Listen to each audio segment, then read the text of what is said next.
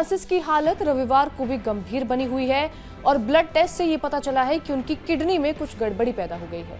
Vatican ने ये जानकारी दी है। हालांकि पोप ने प्रार्थना सभा में भाग लिया। पोप फ्रांसिस, जो कि 88 साल के हैं, निमोनिया और फेफड़ों के संक्रमण से जूझ रहे हैं।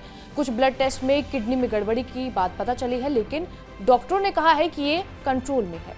शनिवार को पोप के प्लेटलेट्स काउंट्स में भी कमी का पता चला।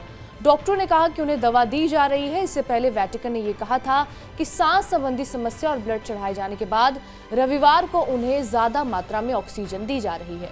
दरअसल पोप फ्रांसिस की हालत रविवार को गंभीर बनी हुई है और ब्लड टेस्ट से यह पता चला है कि उनकी किडनी खराब हो गई है। वहीं वेटिकन ने कहा 88 वर्षीय पोप निमोनिया और फेफड़ों के इन्फेक्शन से भी जूझ रहे हैं।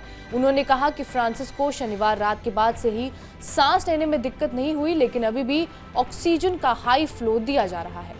पोप फ्रांसिस की हालत शनिवार को गंभीर हो गई और उन्हें लंबे समय तक सांस लेने में समस्या बनी रही है, जिसकी वजह से उन्हें ऑक्सीजन सपोर्ट पर रखा गया है। वेटिकन ने एक बयान में यह भी कहा कि फ्रांसिस फेफड़ों के संक्रमण के कारण एक हफ्ते से अस्पताल में भर्ती हैं और जांच में यह भी पता चला है कि उनमें एनीमिया की स्थिति है।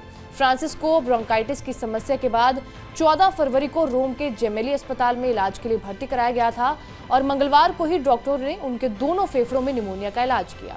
इसके साथ ही उनकी सांस नली में पॉलीमाइक्रोबियल इन्फेक्शन भी पाया गया है। डॉक्टरों ने कहा है कि फ्रांसिस की हालत बहुत खराब है और उनकी स्थिति किसी भी तरह से खतरे से बाहर नहीं है। इसके साथ साथ उन्होंने ये भी चेतावनी दी है कि फ्रांसिस के सामने मुख्य खतरा सेप्सिस की शुरुआत होना होगा, जो ब्लड का ही एक गंभीर इन्फेक्शन है। पोप की मेडिकल टीम ने यह कहा है कि शुक्रवार तक किसी भी तरह के सेप्सिस का कोई संकेत नहीं मिला और अलग अलग दवाइयों के सेवन का फ्रांसिस पर फिलहाल तो असर देखा जा रहा है। बहरहाल इस खबर के ऊपर आपकी क्या प्रतिक्रिया है, हमें कमेंट करके जरूर बताएं। बाकी देश और दुनिया की तमाम बड़ी खबरों से अपडेटेड रहने के लिए सब्सक्राइब कीजिए TV9 भारतवर्ष।